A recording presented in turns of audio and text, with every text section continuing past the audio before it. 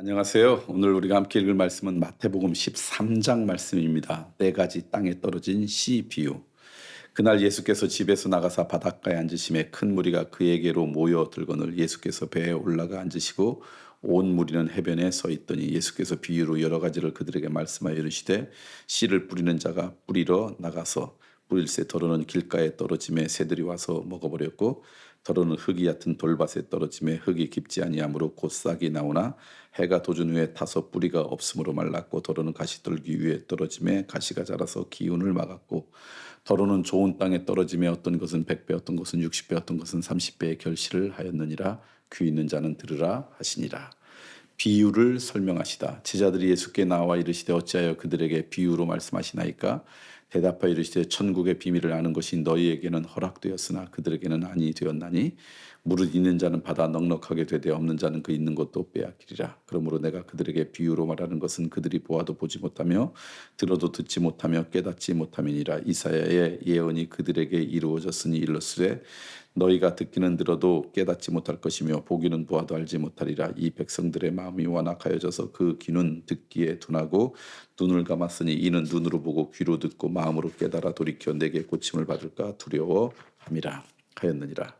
그러나 너희 눈은 봄으로 너희 귀는 들음으로 복이 있도다. 내가 진실로 너희에게 이르니 많은 선지자와 의인이 너희가 보는 것들을 보고자 하여도 보지 못하였고 너희가 듣는 것들을 듣고자 하여도 듣지 못하였느니라. 그런즉 씨 뿌리는 비유를 들으라. 아무나 천국 말씀을 듣고 깨닫지 못할 때는 악한 자가 와서 그 마음에 뿌려진 것을 빼앗나니 이는 곧 길가에 뿌려진 자여 돌밭에 뿌려졌다는 것은 말씀을 듣고 즉시 기쁨으로 받되 그 속에 뿌리가 없어 잠시 견디다가 말씀으로 말미암아 환난이나 박해가 일어날 때는 곧 넘어지는 자여 가시떨기에 뿌려졌다는 것은 말씀을 들으나 세상의 염려와 재물의 유혹에 말씀이 막혀 결실하지 못한 자여 좋은 땅에 뿌려졌다는 것은 말씀을 듣고 깨닫는 자니 결실하여 어떤 것은 100배 어떤 것은 60배 어떤 것은 30배가 되느니라 하시더라. 예수께서 그들 앞에 또 비유를 들어 이르시되 천국은 좋은 씨를 제 밭에 뿌린 사람과 같으니 사람들이 잘 때 그 원수가 와서 곡식 가운데 가라지를 덧뿌리고 갔더니 싹이 나고 결실할 때 가라지도 보이거늘 집주인의 종들이 와서 말하되 주여 밭에 좋은 씨를 뿌리지 아니하였나이까? 그런데 가라지가 어디서 생겼나이까? 주인이 이르되 원수가 이렇게 하였구나. 종들이 말하되 그러면 우리가 가서 그것을 뽑기를 원하나이까? 주인이 이르되 가만두라. 가라지를 뽑다가 곡식까지 뽑을까 염려하노라. 둘 다 추수 때까지 함께 자라게 두라. 추수 때에 내가 추수꾼들에게 말하기를 가라지는 먼저 거두어 불사르게 단으로 묶고 곡식은 모아 내 곳간에 넣으라 하리라. 겨자씨와 누룩 비유. 또 비유를 들어 이르시되 천국은 마치 사람이 자기 밭에 갖다 심은 겨자씨 한 알 같으니 이는 모든 씨보다 작은 것이로되 자란 후에는 풀보다 커서 나무가 되며 공중의 새들이 와서 그 가지에 깃들이느니라. 또 비유로 말씀하시되 천국은 마치 여자가 가루 서말 속에 갖다 넣어 전부 불풀게 한 누룩과 같으니라. 비유로 말씀하신 까닭 예수께서 이 모든 것을 무리에게 비유로 말씀하시고 비유가 아니면 아무것도 말씀하지 아니하셨으니 이는 선지자들을 통해 말씀하신 바 내가 입을 열어 비유로 말하고 창세부터 감추인 것들을 드러내려 함을 이루려 하심이라. 가라지 비유를 설명하시다. 이에 예수께서 무리를 떠나서 집에 들어가시니 제자들이 나와 이르되 밭의 가라지의 비유를 우리에게 설명하여 주소서. 대답하여 이르시되 좋은 씨를 뿌리는 이는 인자요 밭은 세상이요 좋은 씨는 천국의 아들들이요 가라지는 악한 자의 아들들이요 가라지를 뿌리는 원수는 마귀요 추수 때는 세상 끝이요 추수꾼은 천사들이니 그런즉 가라지를 거두어 불에 사르는 것 같이 세상 끝에도 그러하리라. 인자가 그 천사를 보내리니 그들이 그 나라에서 모든 넘어지게 하는 것과 또 불법을 행하는 자들을 거두어내어 풀무불에 던져 넣으리니 거기서 울며 이를 갈게 되리라. 그때 의인들은 자기 아버지 나라에서 해와 같이 빛나리라. 귀 있는 자는 들으라. 세 가지 비유.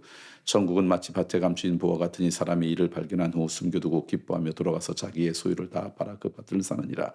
또 천국은 마치 좋은 진주를 구하는 장사와 같으니 극히 값진 진주 하나를 발견하며 가서 자기의 소유를 다 팔아 그 진주를 사느니라. 또 천국은 마치 바다에 치고 각종 물고기를 모으는 그물과 같으니 그물에 가득함에 물가로 끌어내어 앉아서 좋은 것은 그릇에 담고 못된 것은 내버리느니라. 세상 끝에도 이러하리라. 천사들이 와서 의인 중에 악인을 갈라내어 풀무불에 던져 넣으리니 거기서 울며 이를 갈리라. 새 것과 옛 것 이 모든 것을 깨달았느냐 하시니 대답하되 그러하오리다. 예수께서 이르시되 그러므로 천국의 제자된 서기관마다 마치 새 것과 옛 것을 그 곳간에서 내오는 집주인과 같으니라. 고향에서 배척받으시다. 예수께서 이 모든 비유를 마치신 후 그곳을 떠나서 고향으로 돌아서 그들의 회당에서 가르치시니 그들이 놀라 이르되 이 사람의 지혜와 이런 능력이 어디서 나느냐. 이는 그 목수의 아들이 아니냐. 그 어머니는 마리아, 그 형제들은 야고보, 요셉, 시몬, 유다라 하지 않았느냐. 이 너희들은 다 우리와 함께 있지 아니하냐. 그런즉 이 사람의 이 모든 것이 어디서 났느냐 하고 예수를 배척한지라. 예수께서 그들에게 말씀하시되 선지자가 자기 고향과 자기 집 외에서는 존경을 받지 않음이 없느니라 하시고 그들이 믿지 않으므로 말미암아 거기서 많은 능력을 행하지 아니하시니라. 아멘. 마태복음 13장은 좀 깁니다. 여러분 여러 가지 비유를 말씀하셨죠.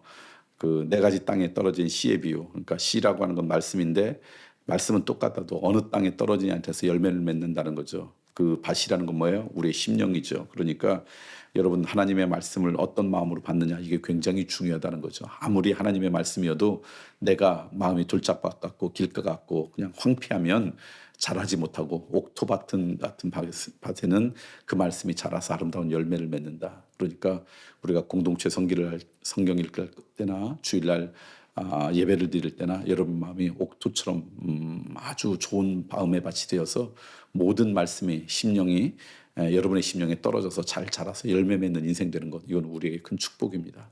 바라기는 오늘 하루 여러분이 내 심령이 내 마음이 좋은 밭 되기를 원합니다. 어떤 말씀이든지 잘 자라서 열매 맺는 그런 인생 되기를 소망합니다. 그렇게 기도하시고 그런 마음의 밭으로 살아가는 은혜가 그러한 마음밭으로 살아가는 하나님의 큰 축복이 여러분 가운데 임하기를 소망합니다. 또 오늘 말씀을 쭉 읽어보니까 끝이 좋아야지 진짜 좋다 그런 얘기예요. 마지막 심판의 이야기, 마지막 천국이 앞에 입성할 때 이야기가 계속해서 비유로 나와요. 그런데 결국 우리의 인생 지금은 과정이고 마지막에 우리의 인생의 결론이 달려있다. 그 끝이 좋아야 된다. 그런 걸 다양한 모습으로 설명하고 있어요. 기억하십시오. 지금 눈에 보이는 것 때문에 좌절하거나 절망하거나 교만하지 말고요. 우리 인생의 마지막은 주님 앞에 서는 그날 있음을 알고요. 그날까지 신실하게 달려가는 은혜가 여러분의 삶 가운데 있기를 소망합니다. 오늘 여러분과 나누고 싶은 것은요. 지난주에 저희 교회 교우 가운데 세종에 나오시던 교우 가운데 한 분이 하나님 품에 안기셨어요. 40대 아주 젊은 분이신데요. 이분은 작년에 저희 교회 처음 오셨습니다. 이미 암이 온몸에 다 퍼지고 뼈까지 전이 돼서 그의 인생의 마지막 소망이 없고 모든 곳에서 다 포기했을 때 마침 옆에서 그 지인이 우리 교회 교인이었는데 전도해서 우리 교회를 나왔고요. 그리고 작년 크리스마스 때 세례를 받았습니다. 인생의 마지막에 세례 받는데도 무릎 꿇고 일어서는 것도 힘들어서 그렇게 세례 받았던 기억이 납니다. 근데 놀라운 것은 교회 나오고 세례 받은 이후에 그 고통과 아픔 가운데 인생의 마지막 가운데 평강이 찾아왔어요. 그러니까 주변에 있는 가족들이 친척들이 인생의 마지막을 저렇게 편안하게 맞이하는 것, 그것들이 오히려 그들에게 감동이 되었어요. 그리고 이분이 본인의 인생이 얼마 남지 않았음을 알면서도 불구하고 주변 분들에게 전도했어요. 그래서 그분에게 전도받은 분이 지금 우리 교회 또 나오세요. 그러던 분이 결국 이제 하나님께서 그 영혼을 품어주셔서 하나님 품에 안기셨어요. 그분 가족 가운데 교회 다니는 분은 이분 한 분밖에 없어요. 다 다른 종교를 믿어요. 그런데도 이분이 마지막에 그렇게 평강을 누렸던 것을 존중해서 그분 남편과 가족들이 모든 장례 장례식을 예배로 드리도록 허락했고 그래서 그렇게 예배를 드렸습니다. 눈물겨운 예배였죠. 우리 인생의 마지막에 어떤 흔적을 남기느냐, 이게 오늘 묵상 가운데 있던 말씀인데 오늘 말씀처럼 여러분도 여러분의 인생의 마지막에도 이렇게 좋은 흔적을 남기는 그런 은혜가 여러분의 삶 가운데 있기를 간절히 소망합니다. 그리고 그 인생의 마지막에 남긴 귀한 씨앗들 때문에 남은 많은 분들이 여전히 그리스도의 복음 가운데 살아가고 있다.